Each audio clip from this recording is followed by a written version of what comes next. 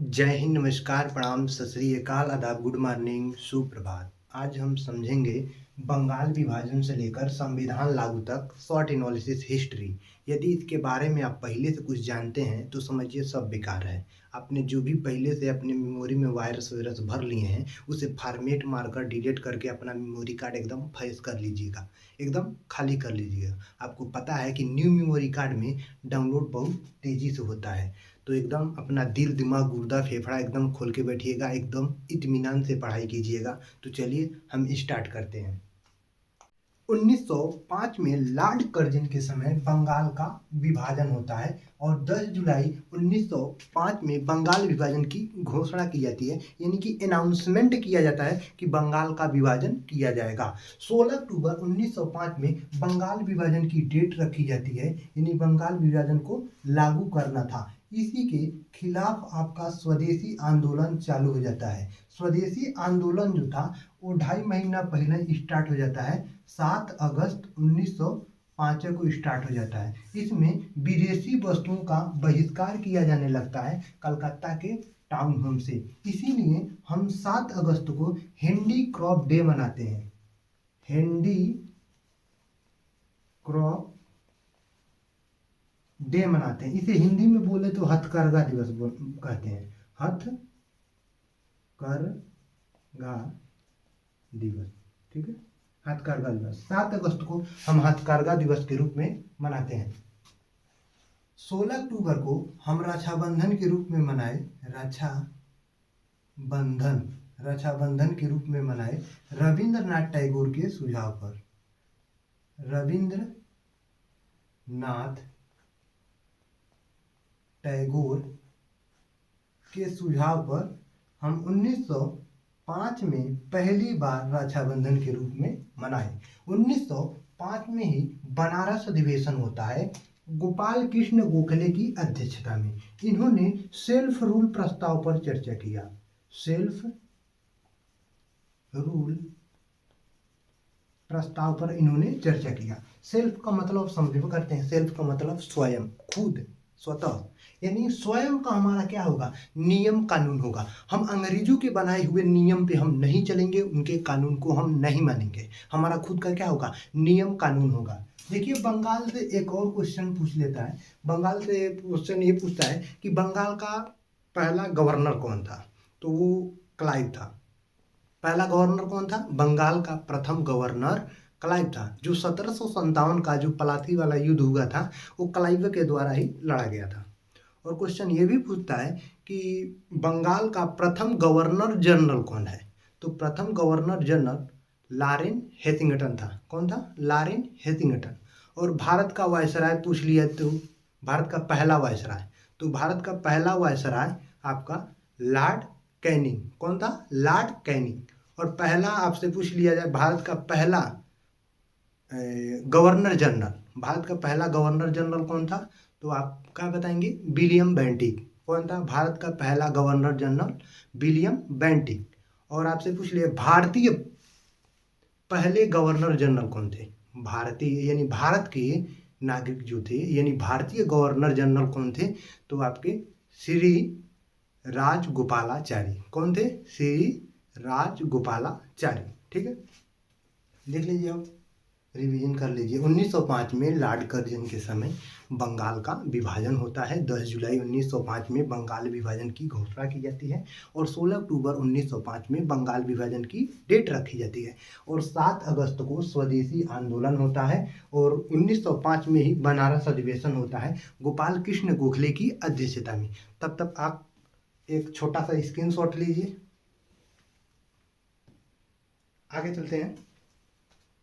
1906 में कलकत्ता अधिवेशन होता है दादा भाई नौरोजी की अध्यक्षता में। इन्होंने पहली बार स्वराज शब्द को नेशनल कांग्रेस की मीटिंग में रखा और विदेशी वस्तुओं का बहिष्कार और राष्ट्रीय शिक्षा से संबंधित प्रस्ताव को रखा। 30 दिसंबर 1906 में मुस्लिम लीग की स्थापना होता है। इसे हम अखिल भारतीय मुस्लिम लीग के नाम से भी जानते हैं। इसके प्रमुख 3 संस्थापक थे, हालांकि कई अन्य भी नेता इसमें सम्मिलित थे। एक थे मोहम्मद अली जिन्ना और एक आगा खां और ख्वाजा सलीमुल्लाह खां। ख्वाजा सलीमुल्लाह जो खां था ये ढाका का नवाब था। कहाँ का? ढाका। ढाका का क्या था? ये नवाब था। ठीक है, नवाब। इसे ही हम मुस्लिम लीग का असली संस्थापक व अध्यक्ष मानते हैं। हालांकि आगे चलकर आगा खां को भी अध्यक्ष बनाया गया। लेकिन क्वेश्चन ये पूछता है कि जब मुस्लिम लीग का स्थापना हो गया तो प्रथम अधिवेशन का अध्यक्ष कौन बनाया गया? तो प्रथम अधिवेशन का जो अध्यक्ष था वो मुश्ताक हुसैन को बनाया गया। किसको? मुश्ताक हुसैन को बनाया गया। तो देखिए 1906 में कलकत्ता अधिवेशन होता है दादा भाई नौरोजी की अध्यक्षता में, और 30 दिसंबर 1906 में मुस्लिम लीग की स्थापना होता है। इसमें प्रमुख जो नेता थे मोहम्मद अली जिन्ना, आगा खां और ख्वाजा सलीमुल्लाह खां। प्रथम अधिवेशन के जो अध्यक्ष थे मुश्ताक हुसैन थे। आगे चलते हैं। 1907 में सूरत देख के मार हो जाता है, यानी कि सूरत अधिवेशन होता है। इसमें संजय जी ने ब्रेकअप कर लिया। देखिए कांग्रेस के नरम दल और गरम दल दोनों क्या होते हैं? अलग अलग हो जाते हैं, यानी दोनों का क्या होता है? ब्रेकअप हो जाता है। ब्रेकअप हो जाता है। ब्रेकअप क्यों होता है? यानी दोनों नरम दल और गरम दल दोनों अलग क्यों होते हैं? अलग इसलिए होते हैं कि क्योंकि कई लोग कहते थे कि लाला लाजपत राय को अध्यक्ष बनाया जाए।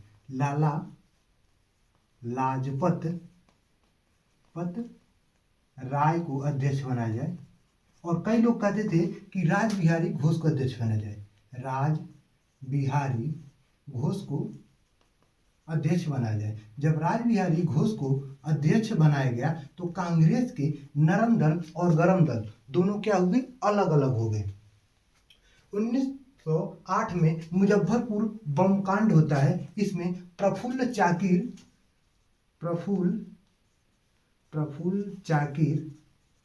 चाकिर और इसमें खुदीराम बोस शामिल थे। खुदीराम बोस इसमें शामिल थे।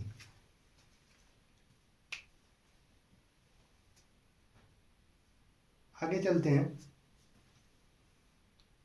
1909 में मार्ले मिंटो अधिनियम आता है। मार्ले और मिंटो इसमें 2 शब्द है, एक तो मार्ले और एक तो मिंटो। जो पहले आता है यानी मार्ले जो है वो सचिव है, और जो मिंटो है इसमें वो वायसराय है, वायसराय। ठीक है, यानी अब ध्यान रखिएगा, जो यानी कि जो पहले आएगा वो क्या होगा? आपका सचिव, जो बाद में आएगा वायसराय। देखिए इसका नाम था लॉर्ड मार्ले और इसका नाम था लॉर्ड मिंटो। यानी जो इसमें पहले आता है हम उसे सचिव बोलते हैं, और जो बाद में आता है हम उसे वायसराय बोलते हैं। इसी तरह आपको आगे मिलेगा मॉन्टेग्यू चेम्सफोर्ड अधिनियम। ठीक है, तो उसमें मॉन्टेग्यू जो है वो आपका सचिव कहलाता है और चेम्सफोर्ड जो है वो आपका वायसराय कहलाता है। ठीक है, 1909 में ही सांप्रदायिक निर्वाचन प्रणाली आती है। देखिए सांप्रदायिक जो निर्वाचन प्रणाली था ये मुस्लिम धर्म से संबंधित था। मुस्लिम धर्म से इसलिए संबंधित था क्योंकि जो मुस्लिम धर्म के लोग थे वो मुस्लिम को ही वोट दे सकते थे। इससे क्या हुआ? काफी दंगा फसाद हुआ, लोग आपस में मार करने लगे, चारों तरफ विद्रोह मचने लगा। इसी का फायदा उठाया अंग्रेज सब कैसे फायदा उठाया था? मान के चलिए ये 2 हम जगह बना रहे हैं।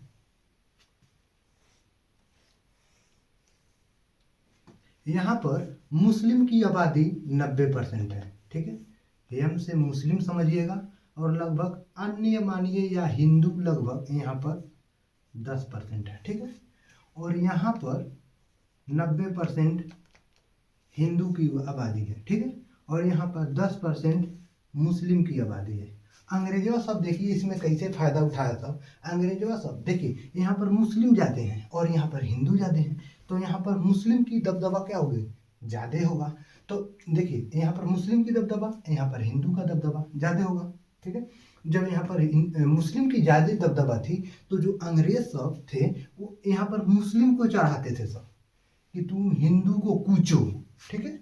और यहाँ पर हिंदुओं को अंग्रेज सब चढ़ाते थे सब, कि तुम मुसलमानों को कूचो।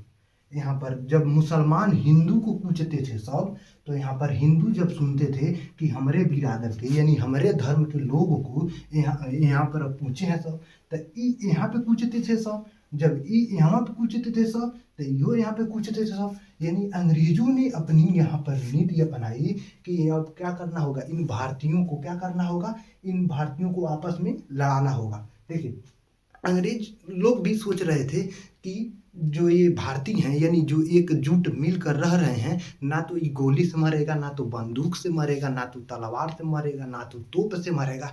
जब ये अपने आप में धर्म के नाम पे लड़ेगा, तब दोनों अपने आप में मरेगा, ठीक है। उस अंग्रेजों को कोनो काम में नहीं पड़ेगा, दोनों आपस में लड़ उड़ के खत्म हो जाएगा, ठीक है। तो अंग्रेजों ने यहीं पे अपनी नीति अपनाई थी कि फूट डालो राज करो, फूट डालो राज करो। कहा जाता है कि भारत का सबसे ज्यादा सर्वनाश किया है तो ये सांप्रदायिक निर्वाचन प्रणाली ने ही किया है। देखिए, इसे हम कई जगह देखते हैं, कई जगह बुक में लिखा होता है पृथक सांप्रदायिक निर्वाचन प्रणाली। पृथक का मतलब आप समझ करते हैं, पृथक का मतलब अलग अलग, ठीक है। पृथक का मतलब अलग होता है, ठीक है। तो अलग अलग संप्रदाय या समुदाय के लिए अलग अलग निर्वाचन, ठीक है। यानी अलग अलग समुदाय के लिए या अलग अलग संप्रदाय के लिए या अलग अलग समुदाय के लिए अलग अलग निर्वाचन।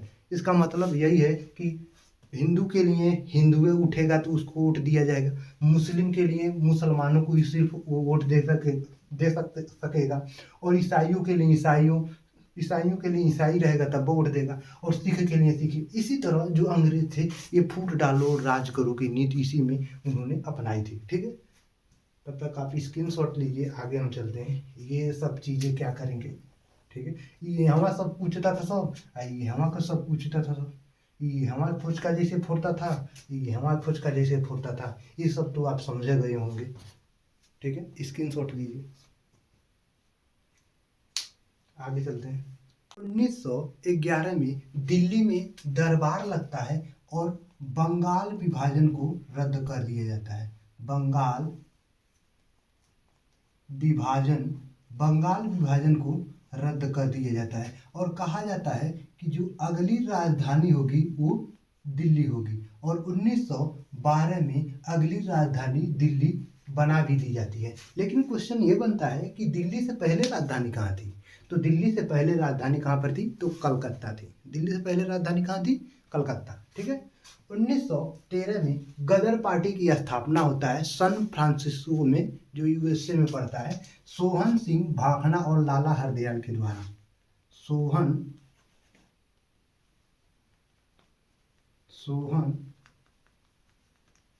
सिंह भाखड़ा और लाला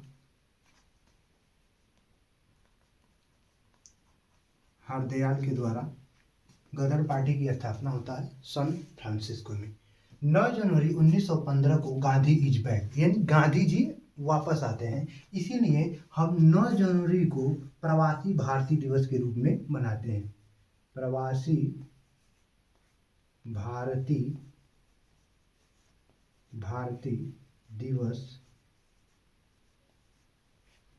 भारतीय दिवस के रूप में मनाते हैं। 1911 में दिल्ली में दरबार लगता है, बंगाल विभाजन को रद्द कर दिया जाता है, और कहा जाता है कि अगली राजधानी दिल्ली होगी, और 1912 में अगली राजधानी दिल्ली बना भी दी जाती है। और 1913 में गदर पार्टी की स्थापना होता है सोहन सिंह भाखड़ा और लाला हरदयाल द्वारा सैन फ्रांसिस्को में।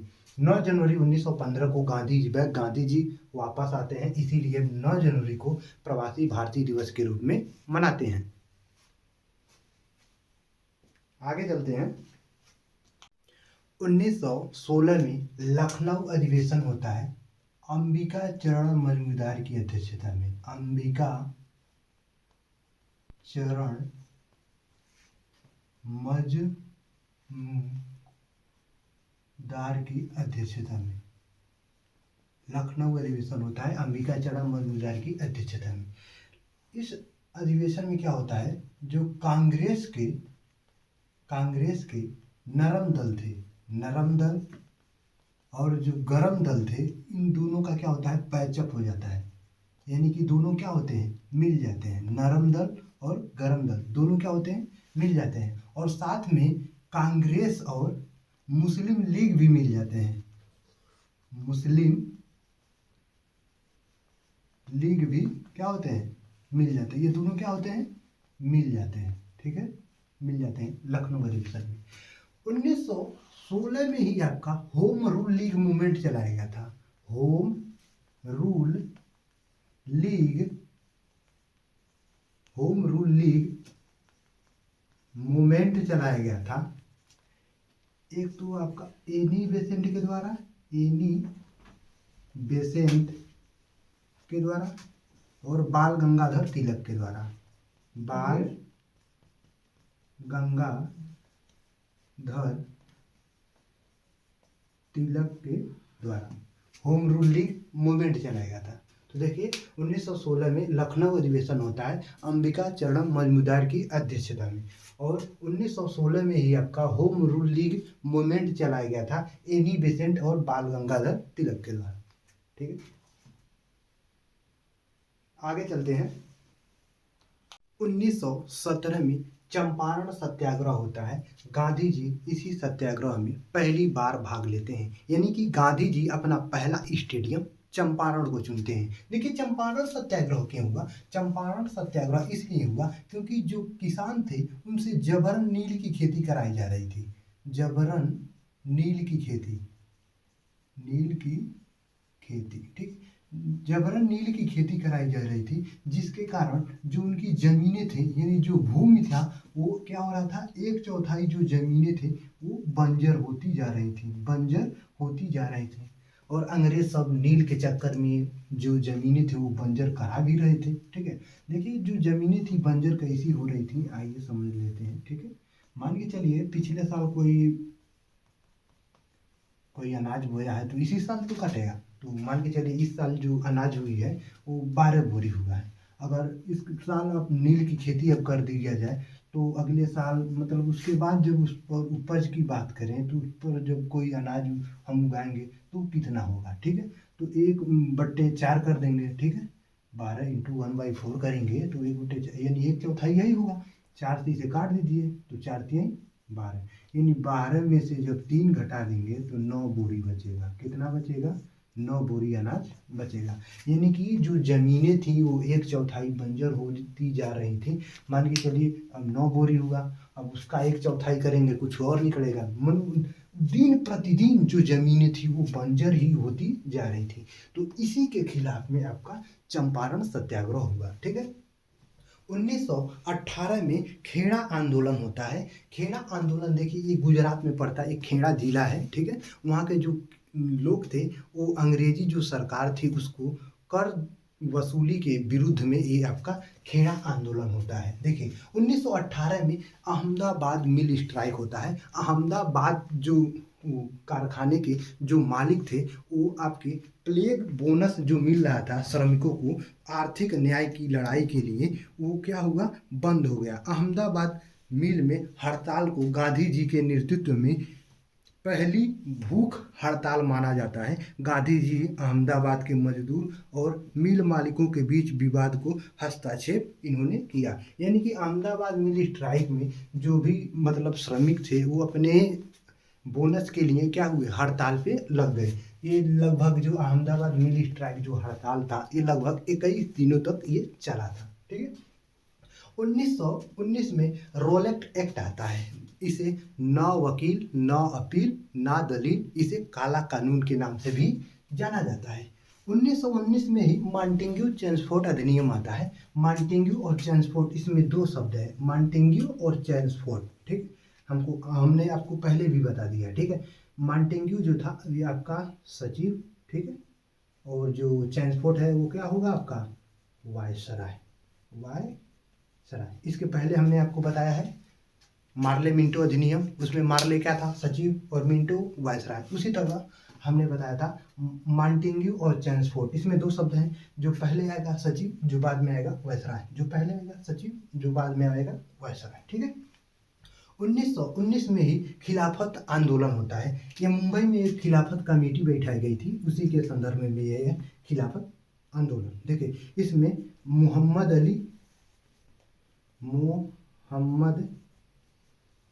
अली और इसमें शौकत अली सम्मिलित थे। शौकत अली इसमें सम्मिलित थे। तो देखिए 1917 में चंपारण सत्याग्रह होता है, 18 में खेड़ा आंदोलन और अहमदाबाद मिल स्ट्राइक भी होता है, और 1919 में रोलेट एक्ट और मॉन्टेग्यू चेम्सफोर्ड अधिनियम और खिलाफत आंदोलन भी होता है। आगे चलते हैं। 13 अप्रैल 1919 को जलियांवाला हत्याकांड होता है। जनरल डायर गोली चलवा देता है, हजारों लोगों की मृत्यु हो जाती है और रविंद्रनाथ टैगोर अपनी नाइटहुड की उपाधि को त्याग देते हैं। इस घटना का जो रिपोर्ट है वो 1920 में हंटर कमीशन रिपोर्ट में आता है और इस रिपोर्ट में साफ साफ लिखा होता है इस घटना का जिम्मेदार सरकार नहीं है। इस घटना का जिम्मेदार सरकार नहीं है। सरकार नहीं है। जब ये बात उद्यम सिंह सुने तो ये भड़क गई। उद्यम सिंह भड़क गए। देखिए उद्यम सिंह, देखिए जब ये घटना हुआ था जलियांवाला बाग हत्याकांड, देखिए ये जो 13 अप्रैल था ये बैसाखी का दिन था। बैसाखी का दिन था और इसमें स्वतंत्रता सेनानी भी इसमें सम्मिलित थे। उद्यम सिंह देखिए क्यों भड़के थे, क्योंकि इसमें इनके जो माता पिता थे यानी इनके फैमिली के जो लोग थे उसमें भी उनका निधन हो गया, यानी उसमें भी वो गोलीबारी में मारे गए। ये जनरल डायरवा इतना बड़ चुट्टा था। देखिए ये मान के चलिए ये क्या है आपका जलियांवाला बाग है, ठीक है। इसकी जो दीवारें थी काफ़ी ऊंची हैं हालांकि, ठीक है। ये क्या किया था चुट्टा, इन चारों तरफ क्या किया अपना सैनिक लगवा दिए, यानी फोर्स लगवा दिया बंदूक लेके, और जो मेन गेट है मेन गेटों पे लगवा दिया ये फोर्स। जनरल डायरवा न किसी को चेतावनी दी न कुछ दी, आया अंधाधुंध गोली चलवा दिया। देखिए जब लोगों ने फायरिंग सुनी तो कई लोग गेट की तरफ भागना शुरू किया कि गेट की तरफ से नहीं निकलेंगे, चारों तरफ दीवार है। लेकिन जब देखे लोग कि गेट पर से गोली चलवा रहा है तो कई लोगों ने सोचा कि दीवार टप कर भाग जाएं, लेकिन दीवार टपने के बाद देखिए कई लोग दीवार तो टप ही नहीं सकते थे, क्योंकि कई लोग बुजुर्ग हैं वो कूद थोड़ी ना पाएंगे। कई लोग बुजुर्ग थे तो नहीं टप पाए, जो मतलब युवक थे मतलब जवान थे वो कुछ लोग कूदबो किए, कई लोग तो गोड़ हाथ वही जा टूट के वही जा ढेर हो गए। लेकिन कई लोग जब इसको कूद भी गए तो इन्हें लगवाया था ये फोर्स, धो दे रहा था सब। आज जो है इस तरह जा रहे थे ये इन्हीं से धो रहा था सब। इसी जलियांवाला बाग में एक कुआं था, एक कुआं में कुछ लोग सोचे कूद कर जान बचाया जाए। बाद में मामला जब रफा दफा हो जाएगा यानी जब शांत हो जाएगा तो हम फिर से निकल जाएंगे आराम से। लेकिन जब देखा जाए ना तो कहा जाता है ना छुआ के छुआ लग जाला, यानी कि जब एक लोग गया ना तो उसमें अब देखा वो दूसरा देखा तो वो कूद गया, तीसरा देखा वो भी कूद। अब इन 2 4 10 लोग रहेंगे तो मतलब इनार में तो ठीक ठाक मतलब जगह रहता है, आराम से मतलब वो रह सकते हैं। लेकिन उसमें कई मतलब 50 100 200 लग जब उसमें लगेंगे कूदने तो कहाँ से बचेंगे, तो वैसे लगे कूद, कई लोग उसी में दब के मर गए। अब बाद में इस चुट्टा का किया जो बचलू थे ये का किया ऊपर से उसी में जो 100 थे यानी जो लाश थे जो मर गए थे लोग उसी में ऊपर ये फेंक दिया। ये सब कांड देखे थे उद्यम सिंह। जब उद्यम सिंह ने मात्र ये जब 14 वर्ष के थे तब ये सोच लिए थे जनरल डायरवा को हम ही मारेंगे, जनरल डायरवा को हम ही मारेंगे। तो उद्यम सिंह 14 वर्ष के थे, तो अभी 14 वर्ष की आयु में तो मारेंगे थोड़ी ना, मार थोड़ी ना पाएंगे। देखिए इस जब ये जो रिपोर्ट आया था तो जनरल डायरवा को शाबाशी देकर इसे लंदन भेज दिया गया, प्रमोशन इसका कर दिया गया जनरल डायरवा को। ये लगभग 18 मिनट यहाँ पे गोलीबारी चलवाया था, 18 मिनट। तो उद्यम सिंह जब जनरल डायरवा जो जब ये लंदन चला गया तो उद्यम सिंह क्या किए, कारपेंटर के काम किए, मतलब पैसा वैसा जुटाए, अपना प्रारंभिक स्थिति मतलब ये अपना सुधारे आर्थिक स्थिति। तो पैसा वैसा जुटा के लंदन गए। जब लंदन गए थे वहाँ पे जाकर ये बैरी की नौकरी यानी कि वेटर की नौकरी इन्होंने किया, और उसके बाद ये बंदूक कीने बुक में अपने। कई बार इस जनरल डायरवा को पाते थे तो लेकिन नहीं मारते थे। उद्यम सिंह सोच लिए थे इसको मारेंगे तो खुले बाजार में मारेंगे, जैसे गांव में होता है कि हम तुमको मारेंगे, कोई मार देता है किसी को तमाचा, तो हम वह भी सोचता है कि हम मारेंगे तो तुम्हें खुले बाजार में मारेंगे। तो उसी तरह उद्यम सिंह भी सोच लिए तो मारेंगे तो भरे समाज में इसको मारेंगे।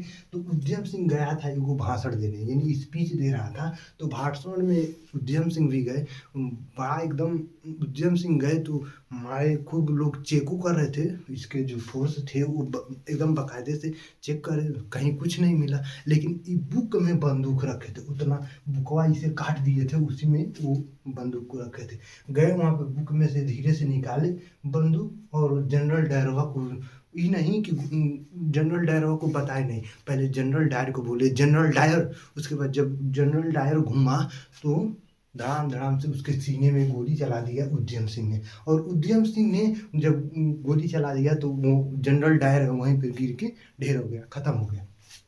उद्यम सिंह वहाँ से कहीं भागे नहीं, वहीं पर अपना क्या किए, सिलेंडर कर दिए। और 31 जुलाई 1940 को इनको फांसी दे दिया गया। यानी 20 साल के बाद इन्होंने अपना क्या लिया, बदला लिया। 31 जुलाई 1940 को इनको क्या कर दिया गया, फांसी दे दिया गया, फांसी दे दिया गया उद्यम सिंह को।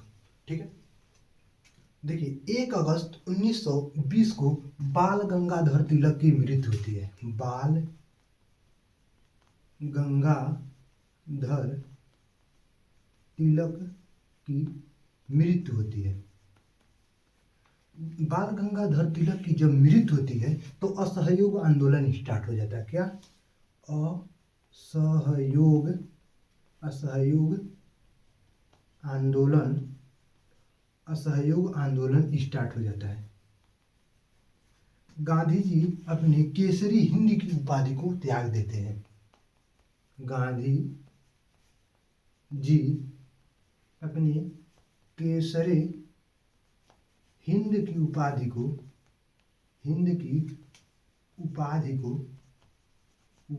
ये क्या करते हैं, त्याग देते हैं। ठीक है, देखिए 13 अप्रैल 1919 को जलियांवाला हत्याकांड होता है। 31 जुलाई 1940 को उद्यम सिंह को फांसी दे दिया जाता है, और 1920 में हंटर कमीशन रिपोर्ट आता है, और 1 अगस्त 1920 को बाल गंगाधर तिलक की मृत्यु होती है और असहयोग आंदोलन स्टार्ट हो जाता है।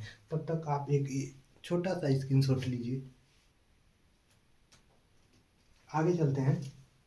1921 में इंग्लैंड का जो प्रिंस था विलियम, वो भारत समझौता के लिए आता है। समझौता सफल नहीं होता है, वो वापस लौट जाता है। क्वेश्चन इतना इम्पोर्टेंट ये नहीं है, क्वेश्चन ये इम्पोर्टेंट है कि 1921 में पिंगली वेंकैया नायडू द्वारा पहली बार तिरंगे की डिजाइनिंग कर नेशनल कांग्रेस के मीटिंग में पेश किया गया।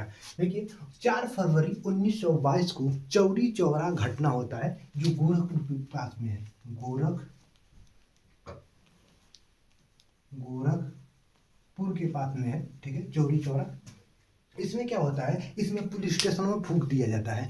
पुलिस स्टेशन जब फूंका गया तो उसमें गोरखे जो सिपाही थे, यानी अंग्रेज जो सिपाही थे, वो निकल के भाग रहे थे। तो लोगों ने जबर उनको पकड़कर उसी में ढकेल दे, आग में उनको झोंक दे रहे थे। सब जैसे आप भूजा भुजाता है तो उसमें नहीं, जैसे क्या कहते हैं, गोड़साड़ बोला जाता है ना, उसी में जो पत्ता होता है, जो भी उसमें झोंका जाता है, उसी तरह अंग्रेज को भी पकड़ के उसी में झोंक दे रहे थे सब ये लोग, पकड़ के अंग्रेज सबको। तो चौरी चौरा जो घटना हुआ, तो इस घटना के दौरान क्या हुआ, असहयोग जो आंदोलन था उसे समाप्त कर दिया गया। यानी असहयोग आंदोलन वो क्या होगा, रद्द कर दिया गया। असहयोग आंदोलन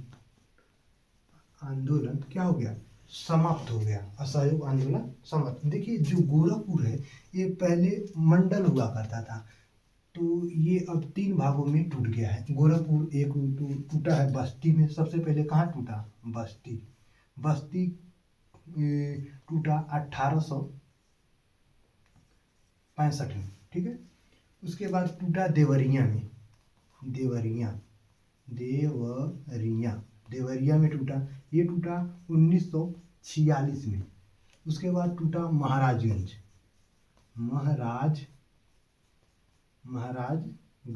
ये टूटा 1989 में, ठीक है।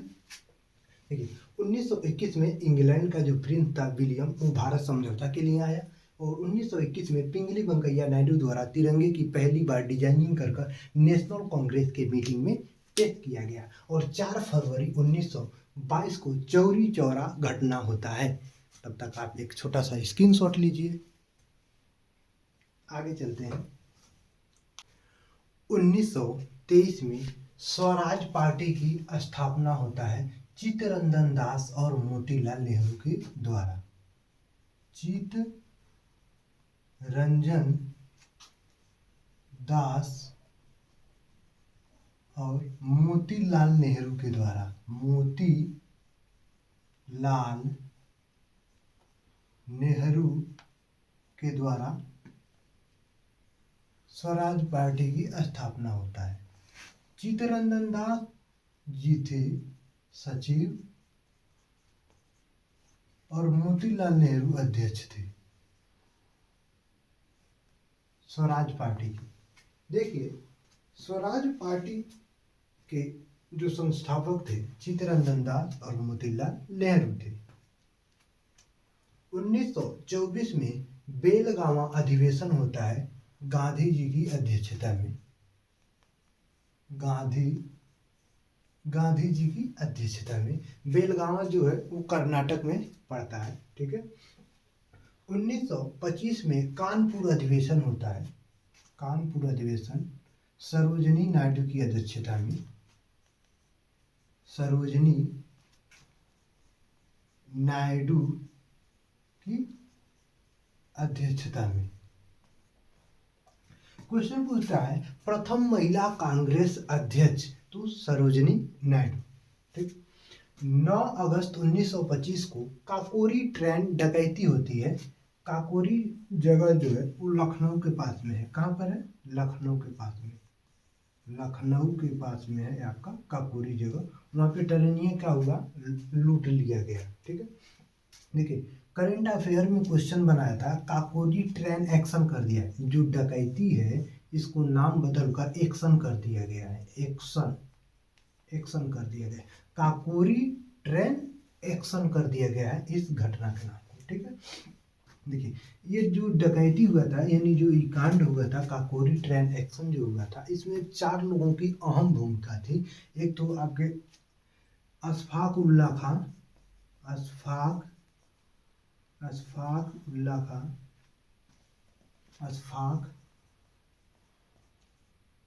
उल्ला खां, चंद्रशेखर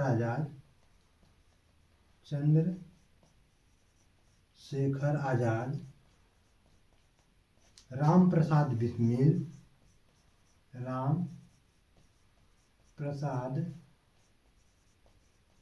बिस्मिल और एक थे आपके राजेंद्र लाहिड़ी।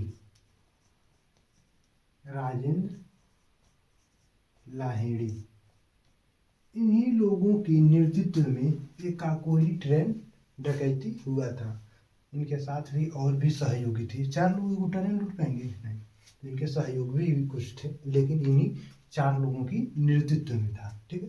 तो 1923 में स्वराज पार्टी बनता है, चित्तरंजन दास और मोतीलाल नेहरू इसके संस्थापक होते हैं। 1924 में बेलगाम अधिवेशन होता है गांधी जी की अध्यक्षता में। 1925 में कानपुर अधिवेशन होता है सरोजिनी नायडू की अध्यक्षता में। और 9 अगस्त 1925 को काकोरी ट्रेन डकैती होती है। तब तक आप एक छोटा सा स्क्रीनशॉट ले लीजिए।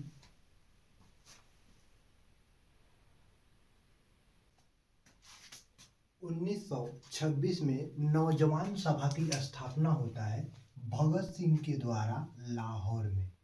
भगत सिंह के द्वारा कहाँ पर? लाहौर में। 1927 में साइमन कमीशन बनता है जो 1928 में भारत पहुंचता है। इसी के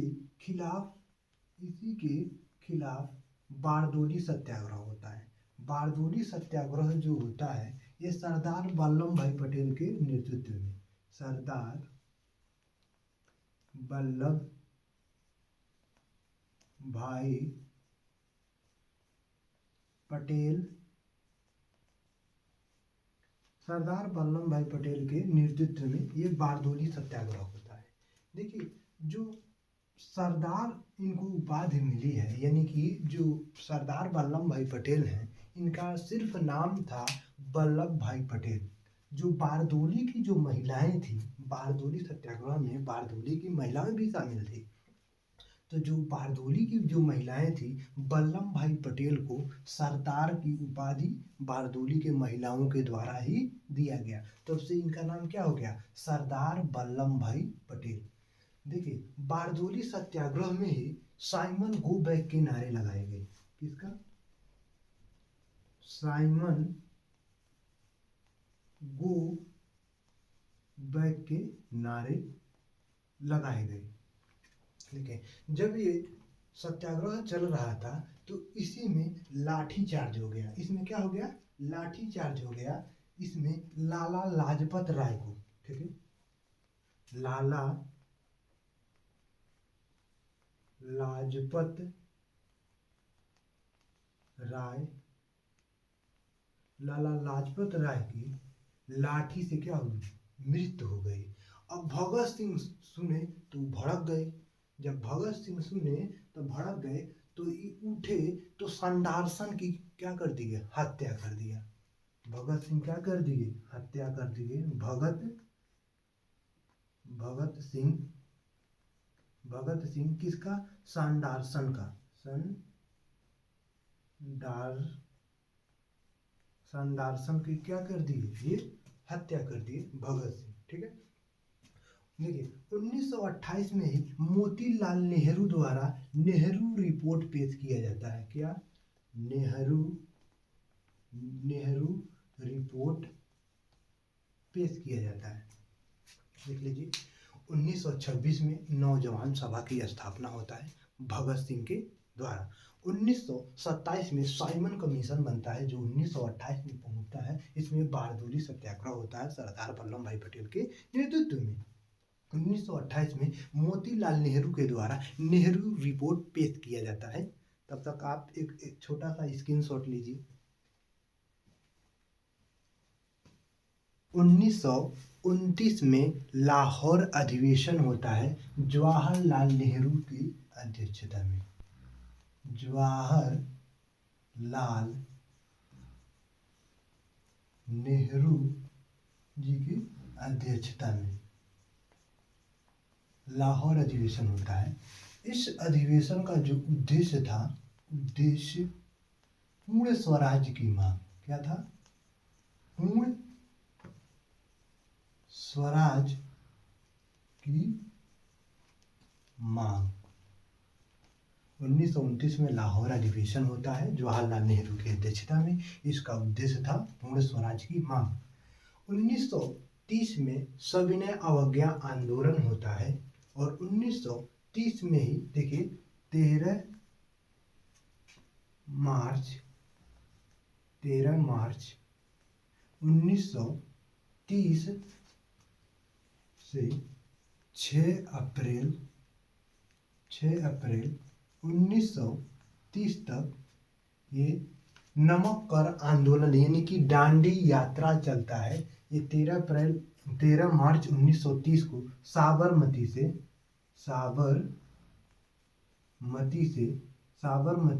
ये कहाँ तक चलता है, डांडी तक ये यात्रा चलता है। इसे हम डांडी यात्रा भी कहते हैं। ये नमक कर आंदोलन से संबंधित है। 12 नवंबर 1930 को प्रथम गोलमेज सम्मेलन की बैठक होती है जो 19 जनवरी 1930 तक ये चलती है। इस जो प्रथम गोलमेज जो सम्मेलन है ये कहाँ पर हुआ था, तो लंदन में। कहाँ पर, लंदन में। ठीक है, इसमें कौन कौन भाग लिए थे, एक तो डॉक्टर भीमराव अंबेडकर, डॉक्टर भीमराव राव अंबेडकर, ठीक है, अंबेडकर। मोहम्मद अली जिन्ना, मोहम्मद अली जिन्ना। तेज बहादुर सप्रू, तेज बहादुर सप्रू। M.R. जयकर इसमें शामिल थे। तो देख लीजिए 1929 में लाहौर अधिवेशन होता है, 1930 में सविनय अवज्ञा आंदोलन होता है और 1930 में 13 मार्च 1930 से साबरमती से नमक कर के विरुद्ध में ये यात्रा चलता है, जो 6 अप्रैल 1930 तक दांडी तक ये यात्रा चलता है। और 12 नवंबर 1930 से प्रथम गोल मेज सम्मेलन की बैठक होती है, जो 19 जनवरी 1931 तक चलती है। इसमें डॉक्टर भीमराव अंबेडकर, मोहम्मद अली जिन्ना, तेज बहादुर सप्रू और M.R. जयकर इसमें भाग लिए थे। तब तक आप एक छोटा सा स्क्रीनशॉट लीजिए।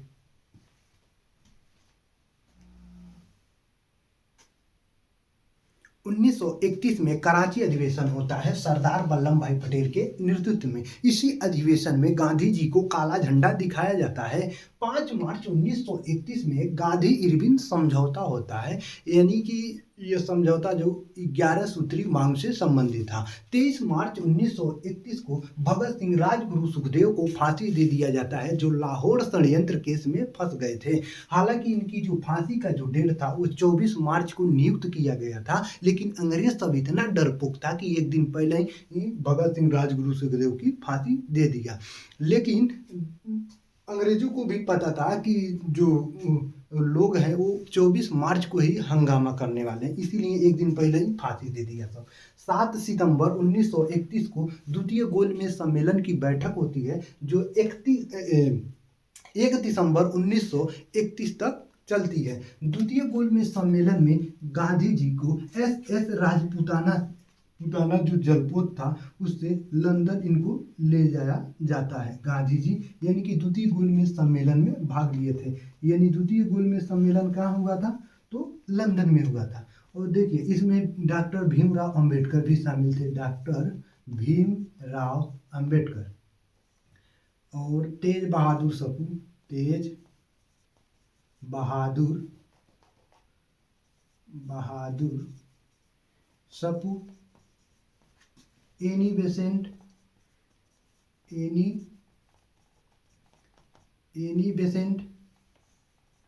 सरोजनी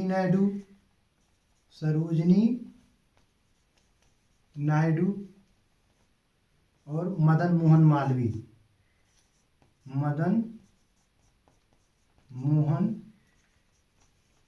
मालवीय।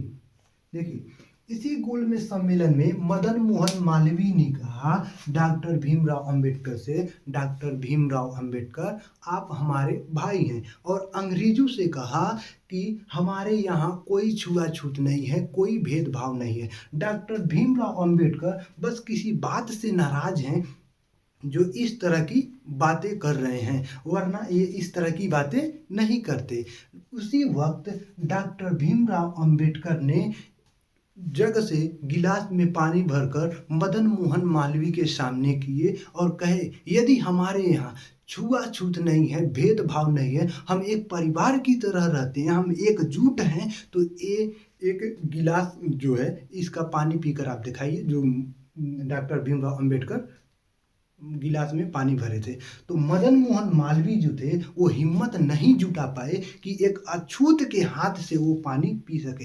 अंततः अंग्रेजों को भी पता चला कि डॉक्टर भीमराव अंबेडकर गलत नहीं है, इसीलिए नहीं कोई डॉक्टर भीमराव अंबेडकर को मानता है। डॉक्टर भीमराव अंबेडकर जो समाज में फैले हुए कुरीतियाँ थी, उनको जो छुआछूत, ऊंच नीच की जो चीज़ें थी, उनको दूर करने के लिए और समाज में समानता लाने के लिए, यानी सबको समान अधिकार है, सभी लोग समान एक समान रूप से रहें, यानी समाज में जो फैली कुरीतियाँ हैं उसको दूर करने के लिए और समाज को न्याय दिलाने के लिए डॉक्टर भीमराव अंबेडकर अपना पूरा जीवन उसमें समर्पण कर दिया। ऐसे नहीं कोई मानता है डॉक्टर भीमराव अंबेडकर को। इनके बारे में कितना भी कुछ कहा जाए बहुत कम है।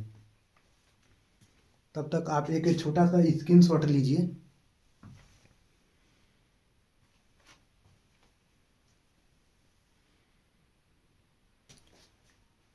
24 सितंबर 1932 को पूना पैक्ट होता है गांधी जी और डॉक्टर भीमराव अंबेडकर के बीच यरवदा जेल में। गांधी जी और डॉक्टर भीमराव अंबेडकर के बीच यरवदा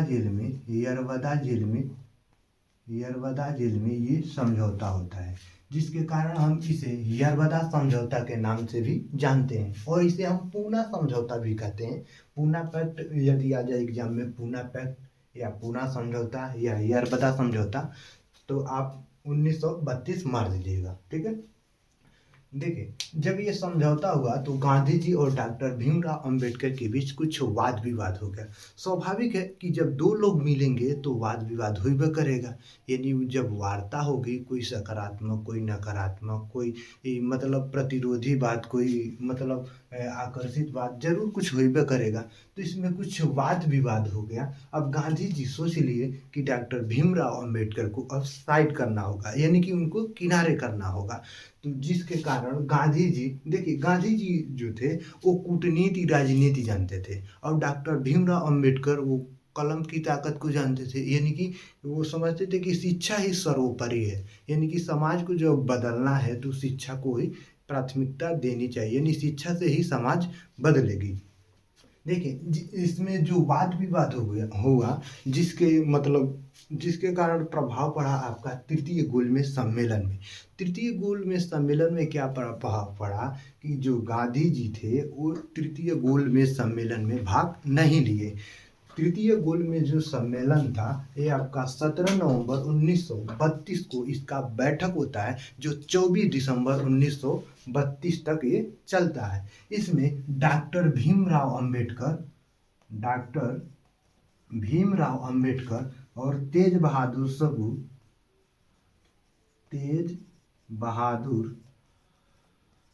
सप्रू इसमें भाग लेते हैं और आपके गांधी जी जो थे इसमें भाग नहीं लेते हैं।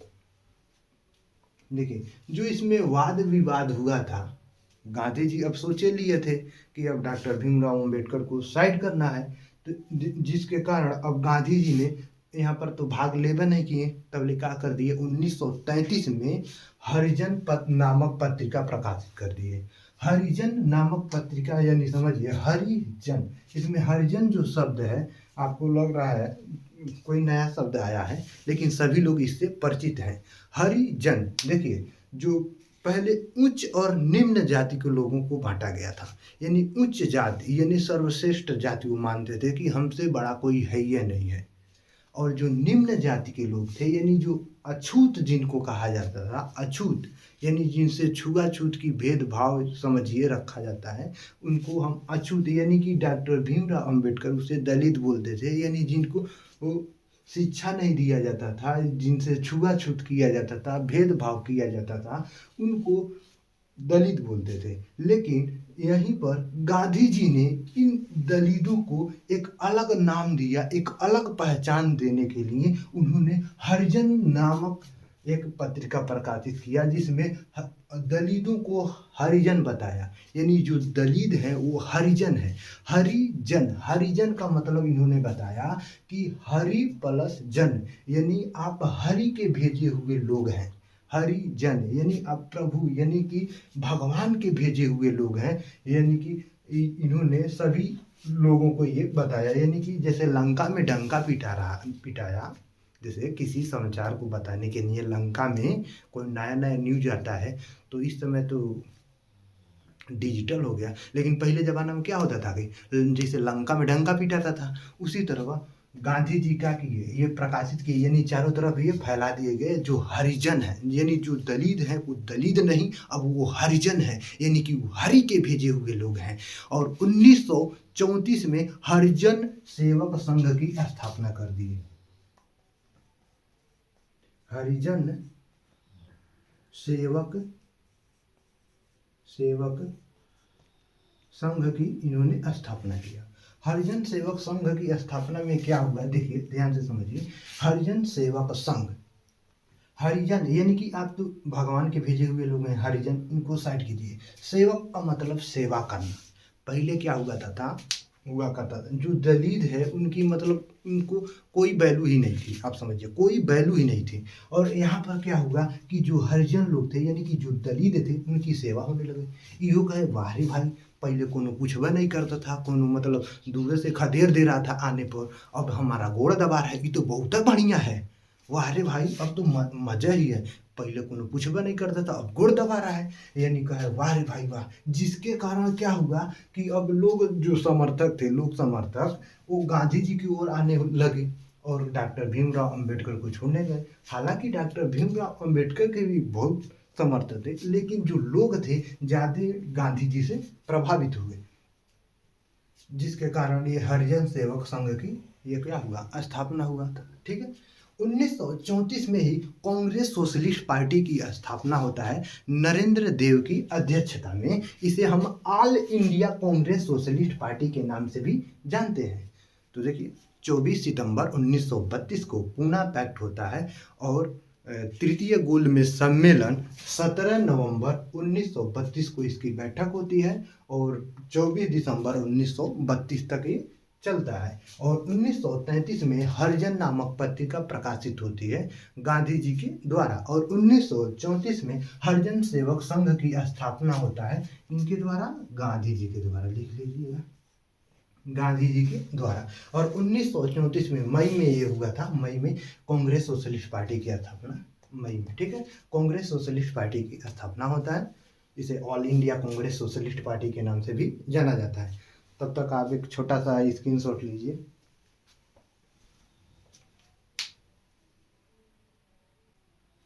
उन्नीस सौ 35 में भारत शासन अधिनियम आता है जो 1977 में लागू होता है, 1977 में लागू होता है। और 1937 में प्रांतीय चुनाव होता है और मंत्रिमंडल का गठन किया जाता है।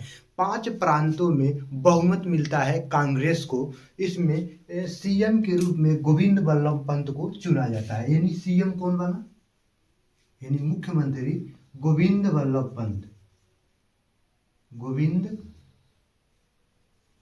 बल्लभ पंत। 1937 में प्रांतीय चुनाव होता है और मंत्रिमंडल का गठन होता है और सीएम के रूप में गोविंद बल्लभ पंत को नियुक्त किया जाता है।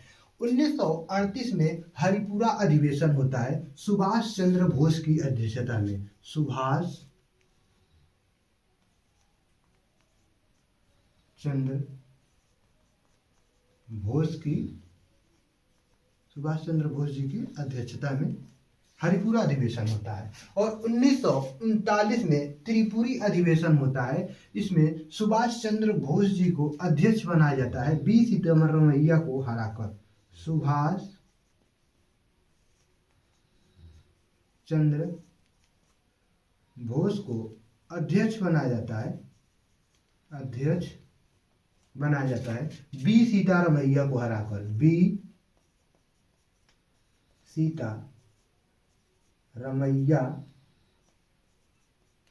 सीतारमैया को हराकर।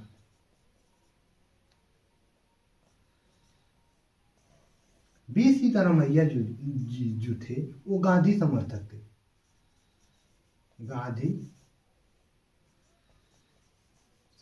थे, ठीक है। यानी ये 20 सीतारमैया गांधीवादी थे। देखिए 1935 में भारत शासन अधिनियम आता है जो 1977 में लागू होता है और 1937 में प्रांतीय चुनाव होता है और मंत्रिमंडल का गठन किया जाता है। और इसमें क्या होता है, सीएम के रूप में गोविंद बल्लभ पंत को नियुक्त किया जाता है, यानी गोविंद बल्लभ पंत सीएम बनते हैं। ठीक है। 1938 में हरिपुरा अधिवेशन होता है सुभाष चंद्र बोस जी की अध्यक्षता में, और 1939 में त्रिपुरी अधिवेशन होता है, सुभाष चंद्र बोस जी को अध्यक्ष बनाया जाता है बी सीतारामैया को हराकर। तब तक आप एक छोटा सा स्क्रीनशॉट लीजिए।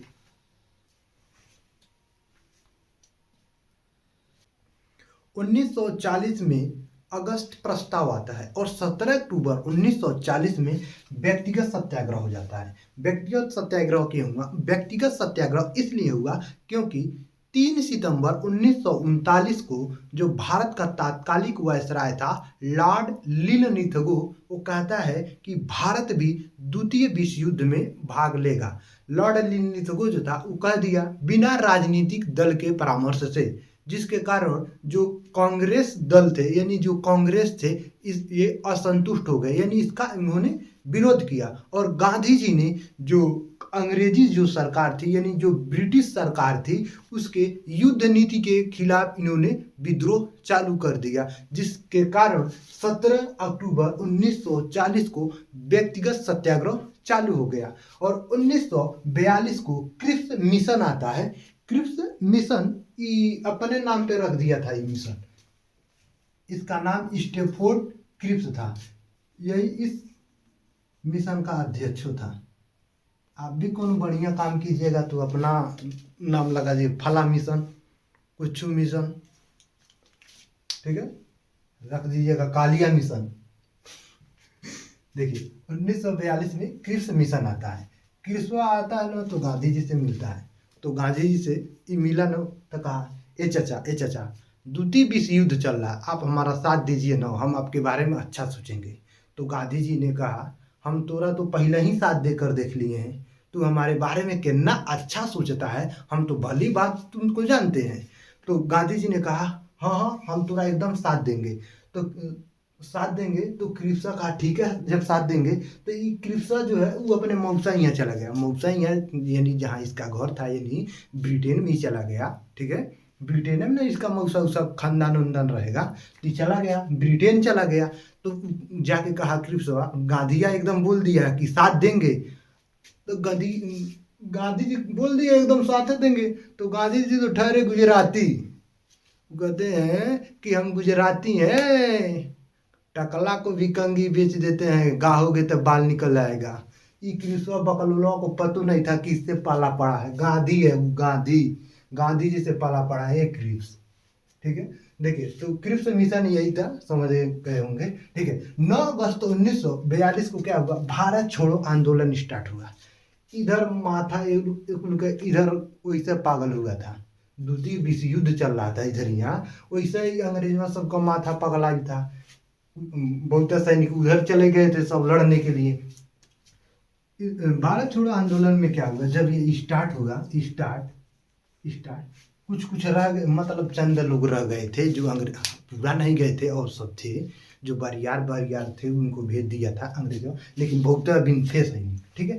तो जहाँ पर गोरखा लगता था, देखो उगे गोरखा जाते उगे गोरखा, आज जहाँ पर देखते परेशान करते थे सब अंग्रेजों को। तो अंग्रेजवा एकदम परेशान आ गया था और यही में भारत छोड़ो आंदोलन चालू कर दिए, और उधर द्वितीय विश्व युद्ध चल रहा था।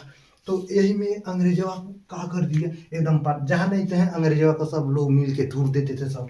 तो अंग्रेज परेशान हो गए, तो अंग्रेजवा सब बौरा गया एकदम। तो इसी में ऑपरेशन जीरो हावर चलाया, ऑपरेशन जीरो हावर, इसी में ऑपरेशन जीरो हावर अंग्रेजों के द्वारा मतलब इसमें चला गया। देखिए 1940 में अगस्त प्रस्ताव आता है, 17 अक्टूबर 1940 में व्यक्तिगत सत्याग्रह होता है, 1942 में क्रिप्स मिशन आता है, और 9 अगस्त 1942 को भारत छोड़ो आंदोलन स्टार्ट होता है। तब तक आप एक छोटा सा स्क्रीनशॉट लीजिए। 1943 में आज़ाद हिंद फौज की दूसरी चरण चालू होता है। आज़ाद हिंद फौज को हम इंडियन नेशनल आर्मी के नाम से भी जानते हैं। आज़ाद हिंद फौज का जो गठन था ये बहुत पहले ही हो गया था। इसका जो गठन था ये 29 अक्टूबर, देखिए इसका गठन की बात करें तो 29 अक्टूबर 1915 को ही हो गया था, राजा महेंद्र प्रताप सिंह के द्वारा में। देखिए इसका द्वितीय चरण 1943 में होता है, जब आपके सुभाष चंद्र बोस जी सिंगापुर पहुंचते हैं। सिंगापुर पहुंचते ही इन्होंने टोक्यो जो रेडियो था उस पर घोषणा करते हैं कि अंग्रेज जो हैं उनसे आशा मत कीजिए कि वो भारत छोड़ के जाने वाले हैं। जो अंग्रेज थे ये भारत को अपना साम्राज्य बना चुके हैं, जो छोड़कर जाने वाले नहीं है ये।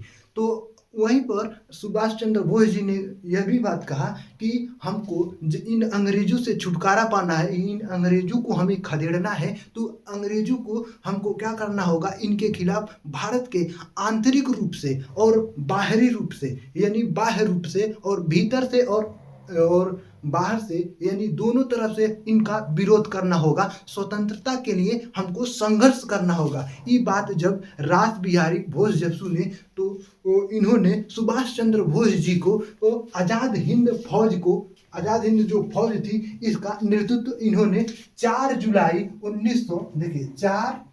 1943 को इसका नेतृत्व इन्होंने सौंप दिया। आज़ाद हिंद फौज का जो नेतृत्व सुभाष चंद्र बोस जी को इन्होंने सौंप दिया।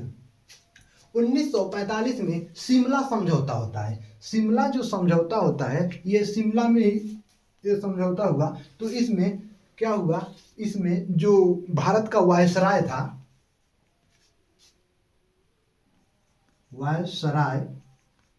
भारत का वायसराय लॉर्ड वावेल और जो भारत के जो प्रमुख राजनीति नेता थे, यहाँ पर हम लिख देते हैं राजनीतिक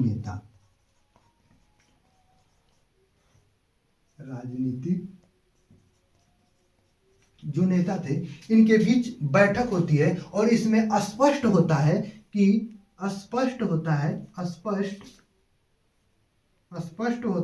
कि जो अंग्रेज है वो भारत छोड़ना चाहते हैं। अंग्रेज भारत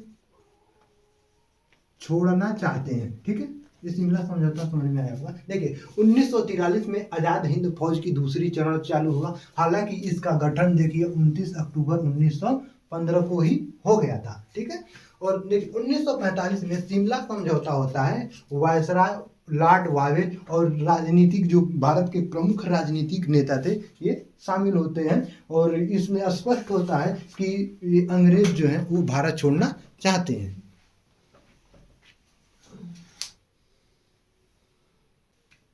24 मार्च 1946 को कैबिनेट मिशन आता है जिसका उद्देश्य था संविधान सभा का निर्माण। जिसका उद्देश्य क्या था, संविधान सभा का निर्माण। 1946 में आपका कैबिनेट मिशन आता है जिसका उद्देश्य था संविधान सभा का निर्माण। 29 अगस्त 1946 में प्रारूप समिति आती है। प्रारूप समिति बनता है। ठीक है, प्रारूप समिति बनता है और 9 दिसंबर 1946 को संविधान सभा की पहली बैठक होती है। संविधान सभा की पहली बैठक होती है 9 दिसंबर 1946 को। 13 दिसंबर 1946 को जवाहरलाल नेहरू द्वारा उद्देशिका यानी कि प्रस्तावना को पारित किया जाता है। उद्देशिका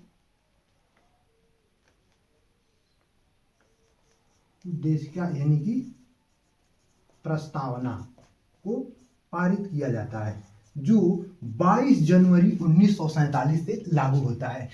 देखिए प्रस्तावना, हमारे भारत के संविधान प्रस्तावना यानी कि प्रियम्बल को पढ़िए।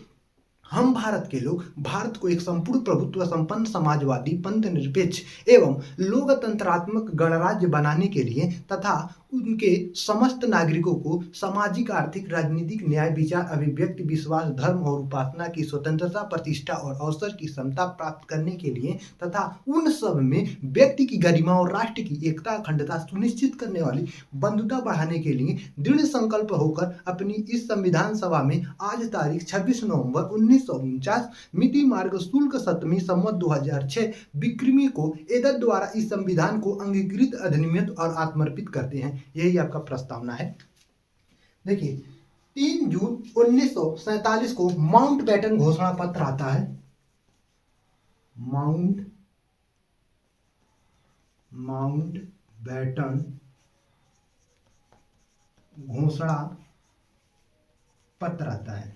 देखिए 24 मार्च 1946 को कैबिनेट मिशन आता है और 29 अगस्त 1946 को प्रारूप समिति बनती है और 9 दिसंबर 1946 को संविधान सभा की पहली बैठक होती है और 13 दिसंबर 1946 को जवाहरलाल नेहरू द्वारा उद्देशिका यानी कि प्रस्तावना को पारित किया जाता है और 3 जून 1947 को माउंटबेटन घोषणा पत्र आता है। तब तक आप एक छोटा सा स्क्रीनशॉट लीजिए। 18 जुलाई 1947 को स्वतंत्रता अधिनियम आता है और 22 जुलाई 1947 को हम राष्ट्रीय ध्वज को अपना लेते हैं यानी कि तिरंगे को अपना लेते हैं। 15 अगस्त 1947 को हमारा भारत देश आज़ाद हो जाता है। हमारे वीर सपूतों की कुर्बानियों के बाद, उनकी शहादतों के बाद अंततः 15 अगस्त 1947 को अपना भारत देश आज़ाद हो जाता है। 26 नवंबर 1949 को संविधान का निर्माण पूरा होता है। इसीलिए हम 26 नवंबर को संविधान दिवस के रूप में मनाते हैं। किसके रूप में? संविधान दिवस के रूप में मनाते हैं। संविधान दिवस के रूप में मनाते हैं और 24 जनवरी 1950 को हम राष्ट्रीय गीत और राष्ट्रीय गान को भी अपना लेते हैं। राष्ट्रीय गीत वंदे मातरम और राष्ट्रीय गान जनगण मनगण अधिनायक जय है। और 26 जनवरी 1950 को संविधान को हम लागू कर देते हैं। 18 जुलाई 1947 को हम स्वतंत्रता अधिनियम आता है जो, और 22 जुलाई 1947 को राष्ट्रीय ध्वज को हम अपनाते हैं और 15 अगस्त 1947 को हमारा भारत देश आज़ाद हो जाता है और 26 नवंबर 1949 को जो संविधान का निर्माण था वो पूरा होता है और 24 जनवरी 1950 को राष्ट्रीय गान और राष्ट्रीय गीत को अपना लेते हैं और 26 जनवरी 1950 को संविधान लागू कर दिया जाता है। आशा करते हैं इन सब चीज़ों को आप समझे होंगे। जो भी हमने 1905 से लेकर 1950 तक जो भी घटनाएं थी हमने उसे क्रम में सुजोकर, हमने सजाकर उसे हमने आपको बताने की कोशिश की है। हालांकि इसे कम समय में हमने बताने की आपकी कोशिश की है। कोई ये फाउंडेशन नहीं है कि एक टॉपिक एक दिन चलाया जाए, ठीक है। तो जिस तरह आप टैबलेट लेते हैं, चाहे दवा लेते हैं, सुबह 2 ढक्कन शाम को 2 ढक्कन, उसी तरह सुबह इसे 2 बार और शाम को 2 बार इसे लेने की कोशिश कीजिए लगभग 1 हफ्ते तक।